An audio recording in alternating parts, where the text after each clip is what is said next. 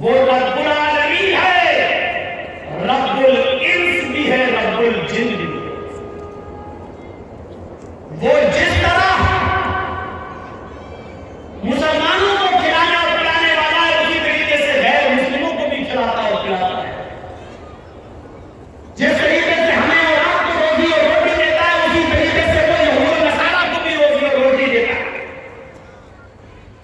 جس طریقے سے وہ ہمیں آسمان سے بارش دیتا ہے، اسی طریقے سے وہ غیر مسلموں کو بھی دیتا ہے۔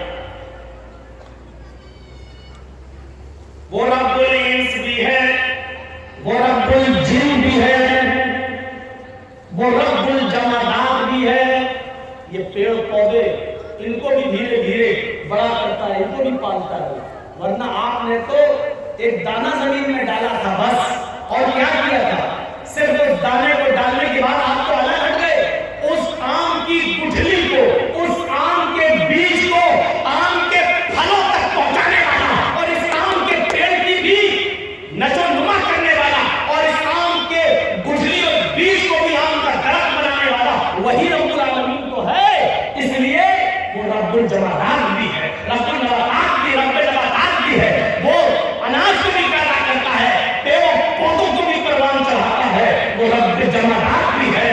جمادات کا مطلب ایک چھوٹے سے ٹیلے کو پہاڑ بنانے والا بھی وہی ہے۔ ان کی بھی وہ پرورش کر رہا ہے۔ اگر زمین سے کوئلہ نہ نکلے، زمین سے پیٹرول نہ نکلے، زمین سے خزانے نہ نکلے، تو آپ بتائیے کیا کریں گے؟ صرف ایک چیز سوچ لو، اگر اللہ نے زمین نہ بنائی ہوگی، مجھے بتاؤ کہ ہم آج کہاں ہوتے؟ کیا حیثیت تھی ہماری؟ صرف رب کی ایک نعمت پر غور کر لو، ساری نعمتیں ایک طرف رکھ دو، ساری نعمتیں ایک طرف رکھ دو، جبکہ اللہ کی نعمتیں اتنی ہے کہ تم گن نہیں پاؤ گے۔ ان تعدوا نعمت اللہ لا تحصوها۔ میرے بندوں، میری نعمتوں کو، میری کرپاؤں کو، میرے انعامات کو، میرے تحائف کو، میرے گفٹس کو اگر تم گننا چاہو تو گن نہیں سکتے۔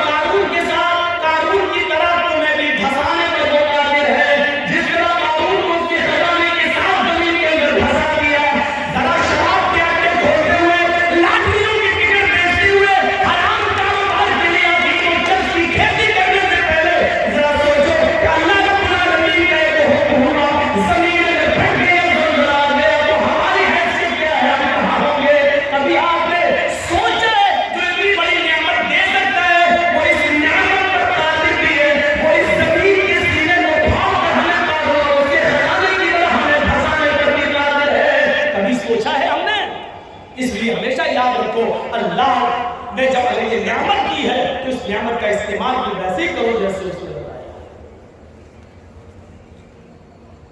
ایسا ہو سکتا ہے؟ میاں اور بیوی میں حمل ٹھہرا، پانی کے اس قطرے سے پھر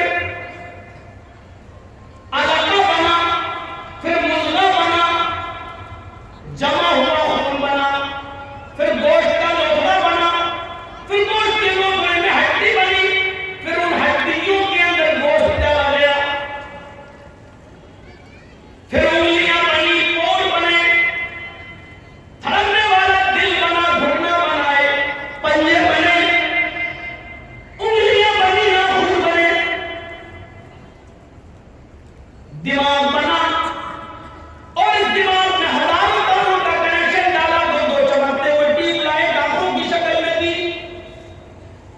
اور یہ سب کچھ دینے کے بعد 9 مہینے کے بعد بالکل ہوشیاری کے ساتھ ایک تنگ جگہ سے 2 کلو، 2.5 کلو، 3 کلو کی بچے کی شکل میں ماں کے پیٹ سے بچہ جب باہر آتا ہے تو جو اللہ اس 2.5 کلو کے اس بچے کو جو ابھی سوچنے کے لیے دماغ کام نہیں کر رہا ہے، دماغ لے کر آیا ہے لیکن ابھی اتنی عقل نہیں ہے، دیکھتا ہے لیکن ابھی پہچانتا نہیں ہے کہ کون ماں ہے، کون باپ ہے، کون بھائی ہے، کون بہن ہے، ابھی بھوک لگتی ہے، کون لوٹوں کو منہ میں رکھ دیتا ہے.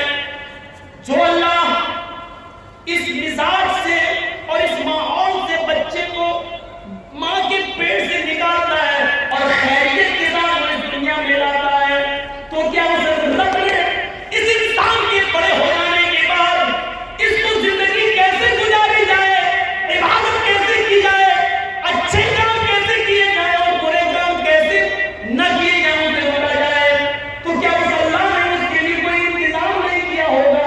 جس رب نے اس چھوٹے سے بچے کے لیے ہوا کا، پانی کا، غذا کا انتظام ماں کے پیٹ میں کیا ہے، اور پھر اس اصول و ضابطے سے باہر نکلنے کے بعد کیا وہ اللہ اس کو 15، 20 سال، 25 سال ہو جانے کے بعد اس کو پیارے بدلدار چھوڑ دے گا کہ اب تم اپنی مرضی کے مطابق زندگی گزارو؟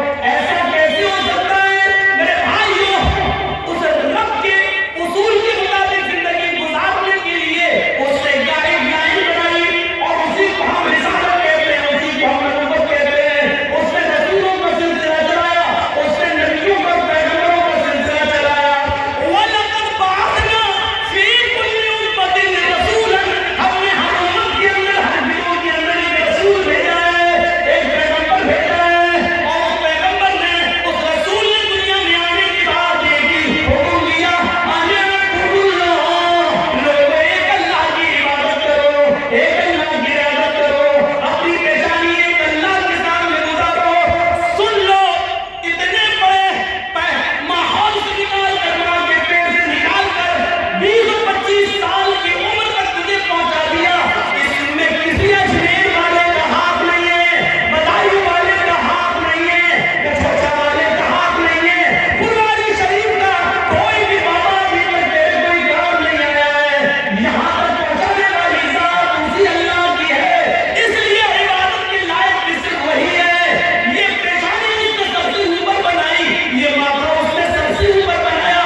اس ماتھے کو سب سے اوپر بنانے کا مطلب یہ ہے کہ ہم نے تیرا سر، تیرے پیشانی، تیرا ماتھا، تیری جبین، تیرا یہ پیشانی، یہ ماتھا تو ہم نے سب سے اوپر بنایا ہے. اے میرے بندے، اس کو سب سے اونچی ذات کے سامنے جھکانا، ہر کسی کے سامنے نہیں. لہٰذا اس پیشانی کو جب بھی جھکانا تو ایک رب کے سامنے جھکانا، ایک اللہ کے سامنے جھکانا، ایک رب العالمین کے سامنے جھکانا. یہاں سے ہم اندازہ لگائیں کہ وہ اس کے باوجود وہ سب کو دے رہا ہے. رب العالمین بارش کی برساتا ہے تو سب کو دیتا ہے. ہم اور آپ کس کو کھلائیں گے؟ جگجیت صاحب کے بیٹے کی شادی ہو رہی ہے، جگجیت صاحب لسٹ بنائیں گے کس کس کو بلایا جائے.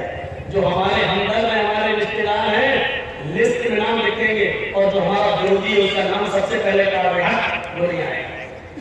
جرجیت صاحب کا विरोधी, جرجیت صاحب کا مخالف, جرجیت صاحب کا دشمن جرجیت صاحب کے دسترخوان پر ان کی شادی میں, ان کے بیٹے کی شادی میں نہیں آ سکتا ہے. جرجیت صاحب نے اپنا اور پرایا پن دکھا دیا. یہ دکھا دیا کہ جرجیت صاحب کے دسترخوان پر جرجیت کے دوست ہی آ سکتے ہیں, اس کے رشتے دار ہی آ سکتے ہیں, دوسرا نہیں. لیکن اس رب کی ربوبیت کو دیکھو, اس اللہ کی الوہیت کو دیکھو, اور اس اللہ کی, اس رب کی ربوبیت کو دیکھو. اس نے جو اناج پیدا کیا ہے اس اناج کو ہندو بھی کھا سکتا ہے, مسلمان بھی کھا سکتا ہے, اس کو سکھ اور عیسائی بھی کھا سکتا ہے, اور پارسی بھی کھا سکتا ہے. دنیا میں اس نے جتنے لوگوں کو پیدا کیا ہے وہ اس سے فائدہ اٹھا سکتے ہیں. غور کرو, جو اس نے کھانا موسیٰ علیہ السلام کو دیا تو فرعون کو بھی اس نے بھوکا نہیں سونے دیا. اگر اس نے ابراہیم علیہ السلام کی نعمتوں سے نوازا تو نمرود کو بھی اس نے بھوکا نہیں مرنے دیا. محمد رسول اللہ صلی اللہ علیہ وسلم پر اپنے خزائن اتارے تو نبی کے دشمن ابو جہل اللہ کو بھی اس نے بھوکا نہیں سنائے. کبھی ہم نے غور کیا اللہ رب العالمین کے رب کی ربوبیت پر؟ ہمیں بہت جلدی یہ آیا تھا یہ میرا ہے, یہ فلاں ہے, یہ میرا دشمن ہے, ہم اس کو نہیں بلائیں گے. لیکن ذرا تصور کرو, ایک بار حضرت ابراہیم علیہ السلام کسی مہمان کو ڈھونڈ رہے تھے. یہ ابراہیم علیہ السلام کا ایک معمول تھا, وہ کبھی کھانا اکیلے نہیں کھاتے, وہ کھانا کبھی اکیلے نہیں کھاتے تھے, کسی نہ کسی کو پکڑ کر لاتے تھے اور اپنے دسترخوان میں بٹھا کے اس کو کھانا کھلاتے تھے. ایک دن کوئی نہیں ملا تو ایک مجوسی سمجھتے ہیں, آگ کا پجاری, آگ کی عبادت کرنے والا, پارسی سمجھ میں, پارسی آگ کو اپنا خدا ماننے والا, آگ کی عبادت کرنے والا مجوسی. وہ بوڑھا کہیں جا رہا تھا, کہا بابا بھوکے ہو؟ کہا ہاں, چلو کھانا کھانا. بہت اچھا, آ کے بیٹھا دسترخوان پر. ابراہیم علیہ السلام نے کھانا لگا دیا. اس بوڑھے نے جیسے کھانے کا لقمہ اٹھایا اور منہ تک لے جانا چاہا, اس نے نام لیا بسم اللہ, شروع کرتا ہوں آگ کے نام سے. آگ ہی کو اپنا رب مانتا تھا, آگ کو ہی وہ اپنا معبود سمجھتا تھا. تو اس نے کیا کہا, بسم اللہ, میں شروع کرتا ہوں آگ کے نام سے. ابراہیم علیہ السلام نے ہاتھ پکڑا, اے بوڑھے رکھ کھانا. اس نے رکھ دیا. کیا ہوا؟ کہا کہ بسم اللہ بولو, کہو کہ شروع کرتا ہوں اللہ کے نام سے. بوڑھا بولا بھیا میں یہ تو نہیں بولوں گا, میرا خدا تو آگ ہے, میں تو آگ کے ہی نام سے کھاؤں گا. ابراہیم علیہ السلام نے کہا یہ کھانا, یہ نعمت میرے رب نے دی ہے, اس پر میرے رب کا نام لو گے. اس نے کہا ابراہیم بھوکا مر جانا گوارا ہے, تیرے رب کا نام لینا گوارا نہیں. ابراہیم علیہ السلام نے کہا چلا گیا, نہیں کھلایا. ابھی وہ 100 150 یا مشکل سے 200 قدم گیا ہوگا, اللہ نے جبرائیل کو بھیجا اور کہا جبرائیل ابراہیم سے کہو اس بڈھے کو بلا کر لاؤ, دسترخوان پہ کھانا کھلاؤ. کھانا رب نے دیا ہے, تم نے نہیں. ابراہیم علیہ السلام نے اس بوڑھے کو بلایا اور پکڑ کر لائے. آئے بزرگ ادھر آؤ, چلو کھانا کھا لو. اس نے کہا ابراہیم ابھی تو آپ نے بری طرح بھگایا اور آپ کہتے ہو کھا لو. فرمایا ہاں چلو کھا لو. دسترخوان پر بٹھایا, کہا دیکھو میں اپنے رب کا ہی نام لوں گا, بسم اللہ. فرمایا بابا تمہیں جس کا نام لینا ہو اس کا نام لے لو, لیکن کھانا کھا لو. کہا ابراہیم اتنا کیسے بدل گئے ہو؟ فرمایا جب تم دسترخوان سے اٹھ کر گئے 200 قدم دور پہنچ گئے, میرے رب نے جبرائیل کو بھیج دیا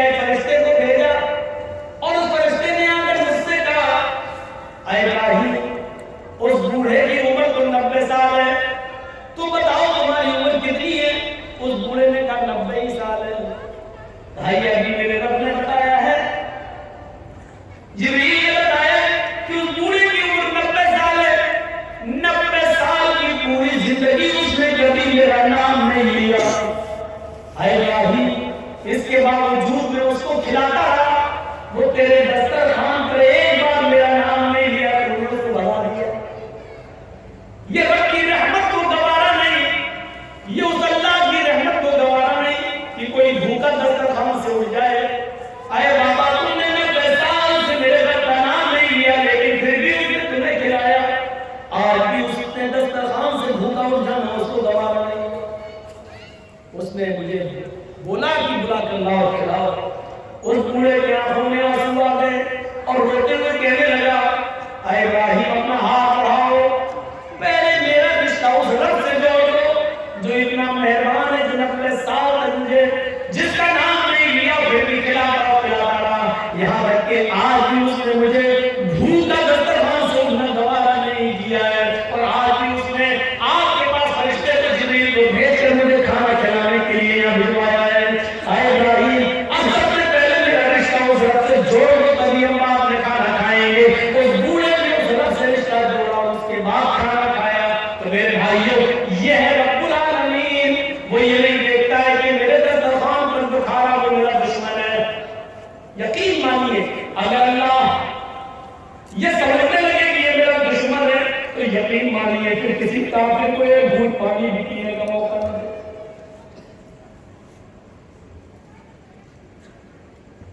پھر ان کرمنل اور گنڈے لوگوں کو حکمرانی دے دے گا، لیکن اس کی نظر میں کچھ نہیں آتا۔ رب العالمین ہے، رب الانس والجن ہے، رب الحیوانات اور جانوروں کو بھی کھلاتا اور پلاتا۔ آپ کتنا کھائیں گے؟ 2 روٹی، 3 روٹی، 4 روٹی، 5؟ کتنا کھائیں؟ بہت کم لوگ ایسے ہوتے ہیں جو ہمیں نام نہیں ہوگا، لیکن ایک جلسے میں نے ایک ایسے مولانا کو دیکھا جو 1.5 کلو مچھلی کھا رہا ہے، 1 کلو بکرے کا مٹن وہ بھی کھا لیا اور آدھا کلو سلاد بھی کھا لیا۔ چشمدید گواہ ہوں، چشمدید گواہ، اتنا بڑے بڑے 3 بار اس کو چاول دیا گیا وہ بھی کھا لیا۔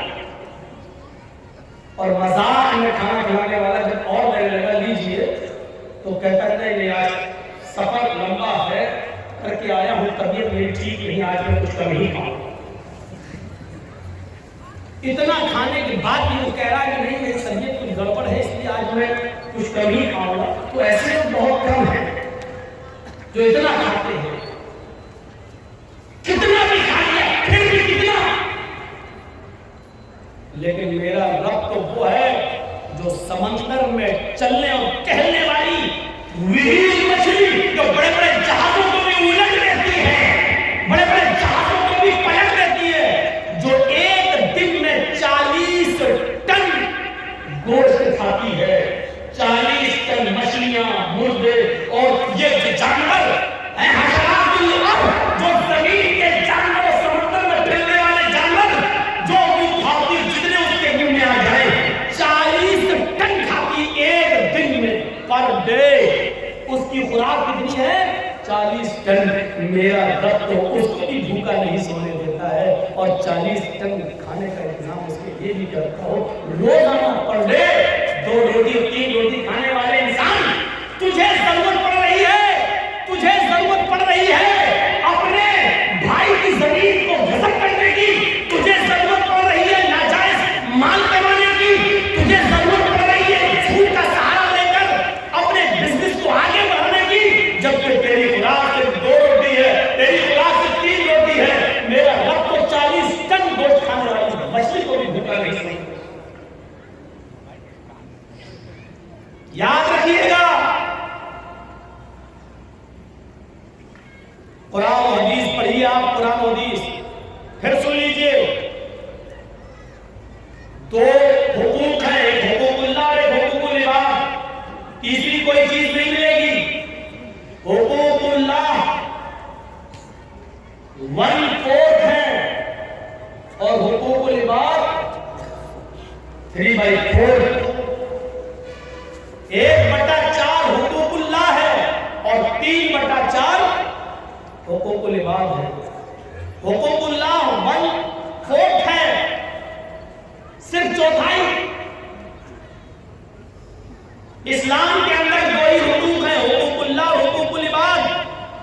اللہ کا حق صرف چوتھائی ہے اور 3 حصے بندوں سے جڑے ہوئے ہیں، بندوں سے.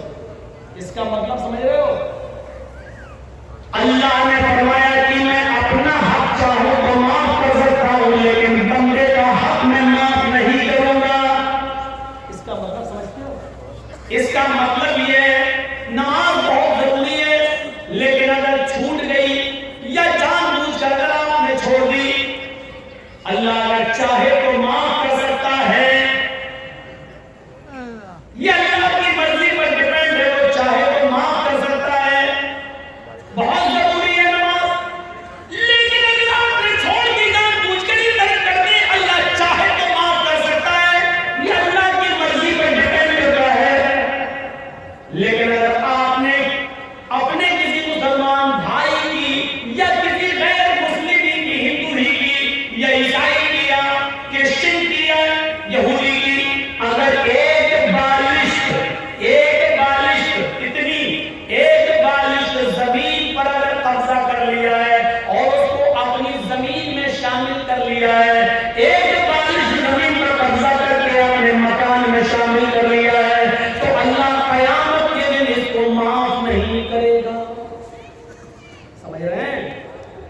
نماز ایک بار معاف کر دے گا، یہ میرا حق ہے، میں چاہوں تو معاف کر سکتا ہوں، چاہوں تو نہ کروں. لیکن اگر کسی کا حق مارا ہے، ایک بالشت نہیں 1 انچ بھی اگر آپ نے کسی کی زمین پر ناجائز قبضہ کیا ہے تو اللہ اس کو معاف نہیں کرے گا. نماز آپ نے چھوڑی تو اللہ معاف کر سکتا ہے، لیکن اگر آپ نے کسی کو ماں کی گالی دی، بہن کی گالی دی، یہ کبیرہ گناہ ہے، اس کو اللہ معاف نہیں کرے گا قیامت کے دن، جب تک کہ دنیا میں آپ کو آپ کے بھائی نے معاف نہ کیا ہو. جاؤ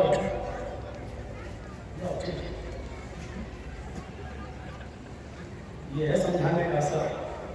سامنے ہی بیٹھ کر پہلی صفحہ، اس کو کہتے ہیں چوری اور اوپر سے سینہ زوری. تم جیسے 360 نمبر کی روزانہ آئے، ہم ان کی نہیں مانے، تمہاری کیا مانیں گے؟ تم تو کہتے لونڈے ہو. یہ ہمارا سسٹم دیکھیے، سسٹم. تو سن رہے ہیں؟ اس کو اللہ معاف نہیں کرے گا. اس لیے حقوق العباد کا خیال رکھیے. ظلم اللہ کبھی معاف نہیں کرتا اگر آپ نے کسی پر کیا، جب تک کہ وہ معاف نہ کرے. حاجی جب حج کے میدان میں ہوتا ہے اور آسمان سے فرشتہ حج کے دن 9 تاریخ کو عرفہ کے میدان میں آ کر کہتا ہے، اے حاجیوں، اپنے گناہوں کی معافی مانگنے والوں، اپنے گناہوں سے توبہ کرنے والوں، جاؤ، آج اللہ نے تمہیں گناہوں سے پاک و صاف کر دیا ہے. آج تم گناہوں سے ایسے ہی پاک ہو جیسے دھوبی کی بھٹی میں کپڑے کا میل کچیل صاف ہو جاتا ہے. جیسے کوئی بچہ اپنی ماں کے پیٹ سے پیدا ہونے کے بعد گناہوں سے پاک و صاف ہوتا ہے، جیسے وہ گناہوں سے بالکل پاک و صاف ہوتا ہے، ایسے اللہ نے تمہارے سارے گناہوں کو مٹا دیا، سارے گناہوں کو سے تمہیں پاک کر دیا. اے حاجیوں، اپنے ملک میں جانے کے بعد، اپنی بستی میں جانے کے بعد پھر سے تم اپنے آپ کو سیاہ مت کر لینا. جاؤ، آج تمہارے اوپر سے گناہ مٹا دیے گئے ہیں اور تمہیں پیدا ہونے والے بچے کی طرح کر دیا گیا ہے، اس کپڑے کی طرح کر دیا گیا ہے جس کو دھوبی کی بھٹی میں ڈالنے کے بعد اس کا میل کچیل صاف ہو جاتا ہے، گندگی صاف ہو جاتی ہے. تمہیں کپڑے کی طرح دھل دیا اور صاف کر دیا ہے. جہاں فرشتہ یہ اعلان کر کے خوشخبری سناتا ہے کہ اللہ نے تمہارے گناہوں کو ختم کر دیا، مٹا دیا، ایسے موقع پر بھی اللہ اس حج کے میدان میں بھی ان لوگوں کے گناہ نہیں مٹاتا ہے جو کسی پر ظلم کر کے حج کرنے آئے ہیں، یا کسی کی دکان پر ناجائز قبضہ کر کے، یا 1-2 بالش زمین کسی کی داغ کر اس پر ظلم کر کے حج کے میدان میں پہنچے اور حج کرنے آئے. جب تک بندہ اس کو معاف نہیں کرے گا، اللہ بھی معاف نہیں کرے گا. اللہ حج کے میدان میں بھی اس کو معاف نہیں کرے گا. अपना हक माफ कर सकता है अल्लाह, लेकिन अगर आपने अल्लाह के बंदे का हक मारा है तो जजी साहब अपना हक माफ कर सकते हैं। इस आदमी की अगर आपने जमीन डाली है या इस पर जुल्म किया है तो इसका जुल्म हम थोड़ी माफ कर देंगे। आपने जुल्म उसके ऊपर किया है, ये उसका हक है, वो चाहे तो माफ करे चाहे तो न करे। जजी साहब अपना हक माफ कर सकते हैं, दूसरे का नहीं। अल्लाह कहता है कि मैं अपना हक चाहूं तो माफ कर सकता हूं, लेकिन मेरे बंदे का मारा है तो जब तक बंदा माफ नहीं करेगा माफ नहीं करेगा। दुनिया में मामले साफ करिए, दुनिया में मामले साफ करिए। इसीलिए जनाजे की नमाज पढ़ने से पहले, पढ़ाने से पहले ये पूछ लेना चाहिए कि जिस आदमी का जनाजा मैं पढ़ाने जा रहा हूं उस मरने वाले पर किसी का कोई हक तो नहीं है। कौन पूछता है? आप अपने इलाके के मुल्ला और मौलवियों को बताइए कितने लोग हैं जो पूछते हैं? इसके बिना जनाजा है ही नहीं, लेकिन बताइए कितने लोग पूछते हैं? कितनी बस्तियों में मैं जाता हूं, जनाजा सामने खड़ा, तालियां अल्लाहू अकबर हो गई, मां ताली गई, भाई जनाजा चला गया। लेकिन जनाजा पढ़ाने वाले की जिम्मेदारी है कि मय्यत का जनाजा पढ़ाने से पहले उसके रिश्तेदारों को सामने लाकर, उसके बेटे की औलाद को सामने लाकर पूछे कि मरने वाले पर किसी का कोई हक तो नहीं है। और जनाजे में सफाई लग जाए तो पूरी पब्लिक से पूछा जाए क्या मरने वाले का किसी के ऊपर कोई कर्ज तो नहीं था। अगर एक भी आदमी खड़ा होकर ये कह दे कि मरने वाला मेरा कर्जदार था, मरने से पहले उसने कर्जा लिया था, कर्जा दिए बगैर भर गया, तो फिर उसके ऊपर जनाजा नहीं पढ़ा जाएगा। सुन रहे हैं आप? फिर उस पर जनाजा नहीं पढ़ा जाएगा। फिर उसके घर का कोई आदमी खड़ा होकर, उसका बेटा या उसका भाई खड़ा होकर ये कहेगा कि अपने बाप का कर्जा मैं अदा करूंगा। जब बेटा या घर का कोई वारिस ये कहे कि मैं इस मस्जिद का कर्जा मैं अदा कर दूंगा, इतना इतना रुपया तुम्हारा कर्जा मैं दे दूंगा, जब इस बात की गारंटी जब कोई लेगा तब उसका जनाजा पढ़ा जाएगा। आप समझ रहे हैं कितना बड़ा मामला है ये बंदों का मामला।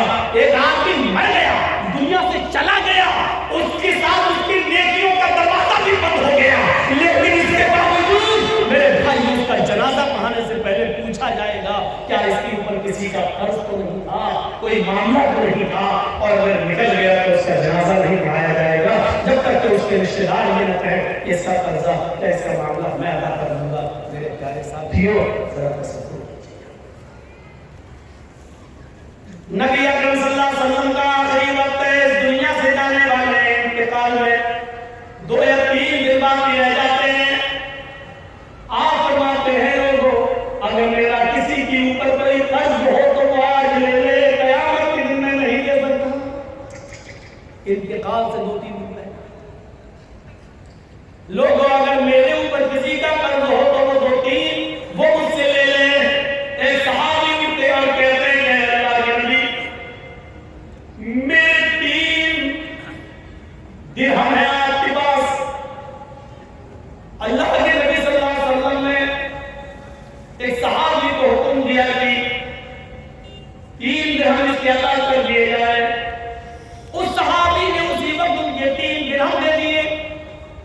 आपने फरमाया लोगों, जब मेरी रूह कब्ज़ उनसुरी से बर्बाद हो जाए, जब मेरा इंतकाल हो जाए तो मेरी नमाज जनाजा से पहले पूछ लेना किसी का कोई कर्ज तो नहीं है,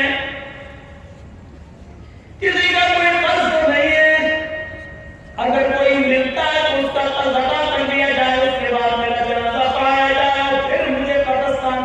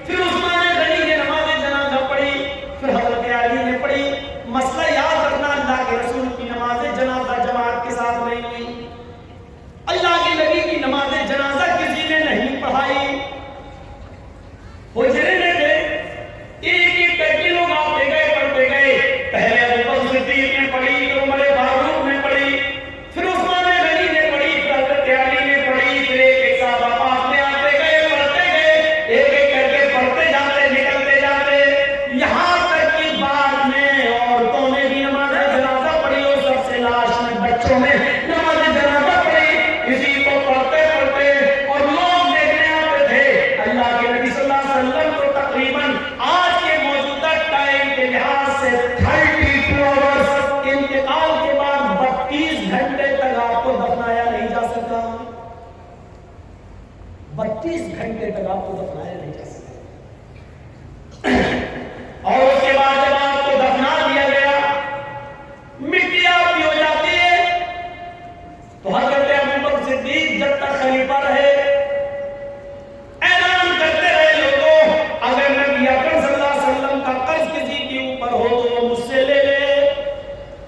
لیکن ابوبکر صدیق 2 سال تک خلیفہ رہے، 2 سال تک برابر اعلان کیا لیکن کوئی نہیں آیا.